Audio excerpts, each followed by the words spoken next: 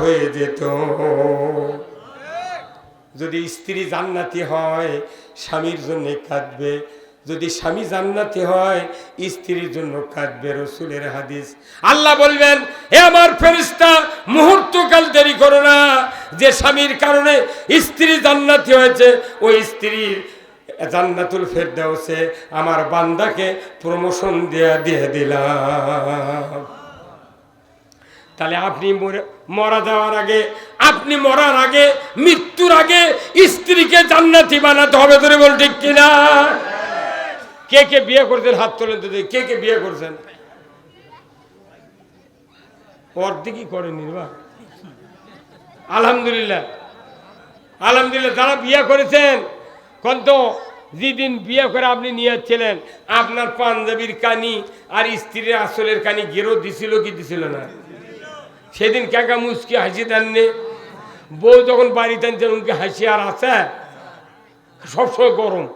নিজের স্ত্রী যতই সুন্দরী হোক, যতই ভালো হোক, স্বামীর মন ভরে না।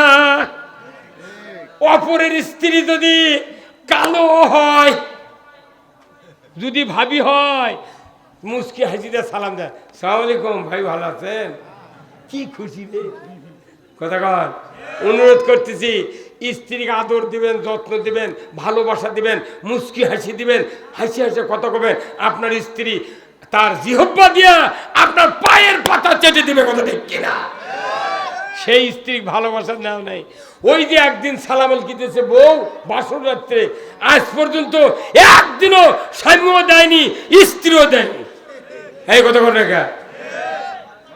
কেমনি কেমনি কেমনি ভালোবাসা হবে? স্ত্রী স্বামীর সাথে যদি ভালোবাসা হয়, আল্লাহ রসুল বলছেন ওর সম্পদ না থাকতে পারে, ওর জমি না থাকতে পারে, ওর ঘরটাই জান্নাত। যেরকম আল্লাহু আকবার।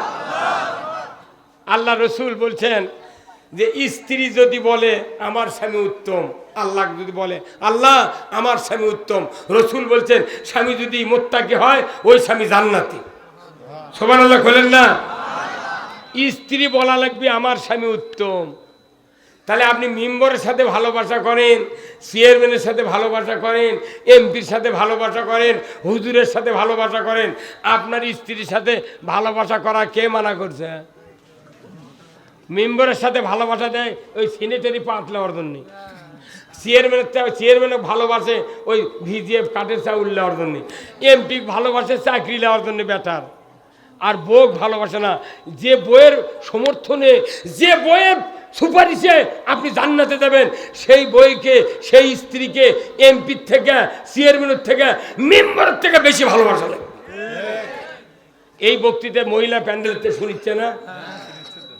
ওরা মনে মনে যার বউ, যে স্বামী ওই বউ পিটিছে, খেপে খেপে কথা কয়, ওই করছে হুজুর আরানা কন হুজুর।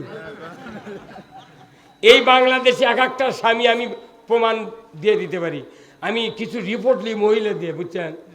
দাদি মামি টামি আসতো ওর বিরুদ্ধে দেখে তো এর কেঁকা গন্ডগোল আছে নাকি, ওই সাথে গপ্প দিয়ে।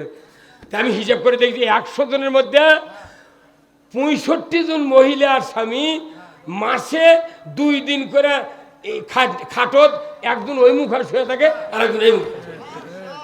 এই কথা কর মিল্লাই আমার ভাইরা। রসুল বলছেন যতক্ষণ স্বামী স্ত্রী মুখোমুখি মিল না হবে ততক্ষণ ওই জায়গা আল্লাহ লানত বর্ষণ হয়। পাকিস্তান আমলে নয়, ব্রিটিশ আমলে প্রত্যেকটা স্বামীর এক বালুস ছিল, এক বালুস, বড় বালুস একটা, ওই স্বামী স্ত্রী এক বালুস শুয়েছিল।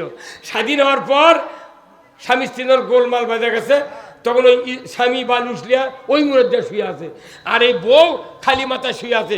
রাত্রের স্বপ্নে ওই শয়তান এসে করছে, কেবু তুই মরবু, তুই খালি মাথায় কয়দিন শুয়ে দেবো, ঘাড় বেদনা হবি।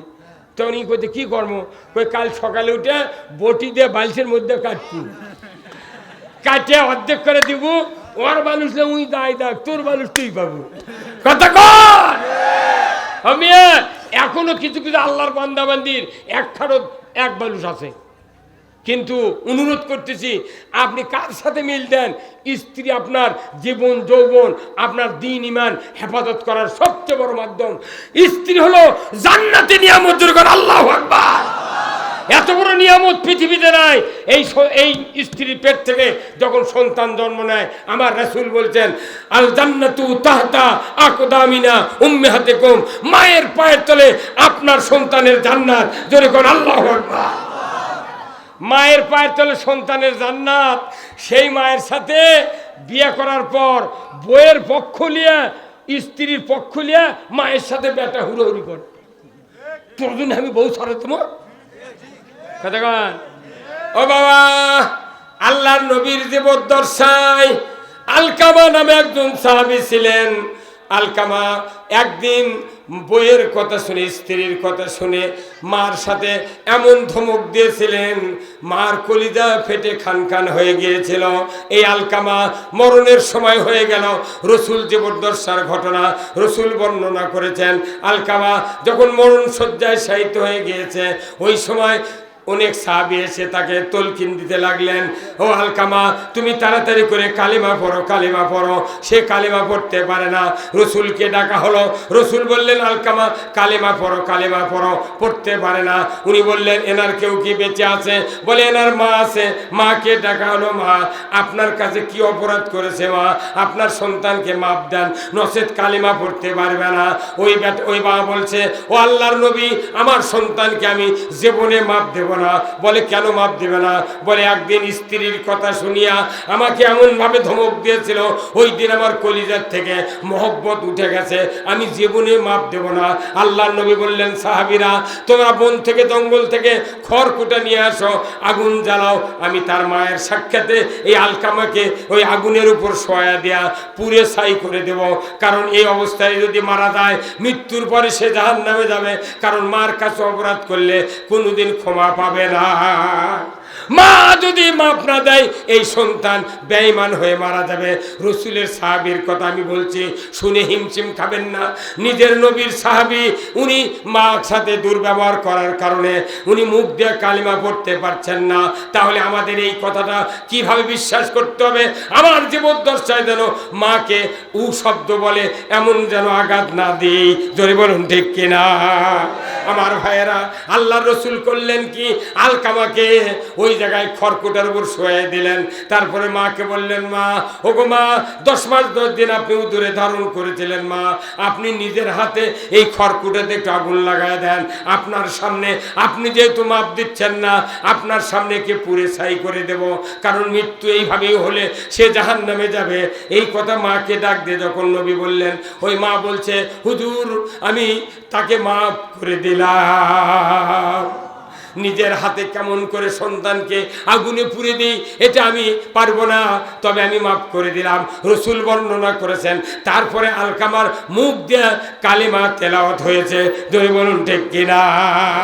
নবীর সাহাবী যদি মার সাথে বেয়াদবি করার কারণে যদি কালেমা পড়তে না পারে, আমরা লইমদ্দি সইমদ্দি মাও 400 বার গাল পারেছি, বইয়ের পক্ষ লিয়া লাঠি ধরেছি।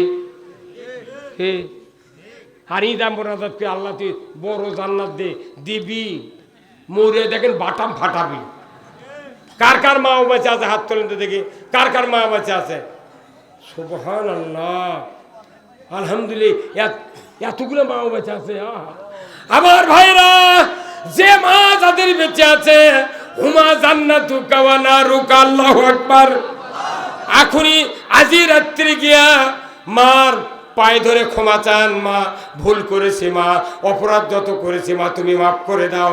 আর আগামী শীতের সেজন আসতেছে, যারা ছেলে বেঁচে আছেন আমি অনুরোধ করব, মার 2টা মোজা কিনে দেবেন, বাবাকে 2 পায়ের 2টা মোজা কিনে দিবেন, একটা মেরিলের কোটা, 2 বাপ মাওকে 1 কোটা মেরিল কিনে দিবেন।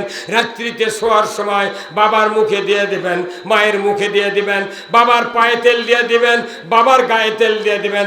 মাকে বলবেন, মা আপনার পায়ের নিচে জান্নাত, আল জান্নাতু তাহতা আকদামিনা উম্মাতিকুম, মা গো তোমার পায়ের তলে জান্নাত। মা, যে পায়ের তলে জান্নাত, ওই জান্নাতের পায়ের তলাতে আমি একটু তেল মালিশ করে দিই মা, টিপে দিই মা। এইভাবে যদি 7 দিন যদি তেল টিপে দিতে পারেন, ওই মায়ের চোখের কোণা দিয়া এক ফোঁটা পানি বের হয়ে যদি মা আল্লাহর দরবারে দোয়া করে, আল্লাহর ইজ্জতের কসম দুনিয়াতে আপনার অভাব থাকবে না। লিল্লাহে তাকবীর। অথচ এই মা কত অসহায় বাংলাদেশে বড় বড় ধনী ধনী মানুষেরা, ঢাকা, রাজশাহী, চিটাঙ্গে দেখবেন বড় বড় অফিসারের মায়েরা, বড় বড় শিক্ষিত লোকের মায়েরা বৃদ্ধাশ্রমে যা বাস করতেছে, তার তুলনায় গরিব মানুষই ভালো। কি ভাই? গরিব মানুষ বুক দিয়ে পিঠ দিয়ে রিক্সা চালে, ভ্যান চালে, মাও দিন অন্তর খিলাচ্ছে। যেরকম আল্লাহু আকবার। যারা মায়ের খেদমত করবেন নির্ঘাত 5 ওয়াক্ত নামাজ আদায় করলে আপনি জান্নাত। আল্লাহ রসুল বলছেন, আমার সাহাবীরা তোমরা জিহাদের ময়দানে চলো। তোর সাহাবীরা চলে যাচ্ছেন, উনি বলছেন যে, এক সাহাবী বলছে, হুজুর আমার বৃদ্ধা মা আছে, আমি যেতে চাই জিহাদে। বলতেছে তোমার জিহাদের যা লাভ নাই, তুমি ওই মায়ের সেবা করো। আল্লাহু আকবার।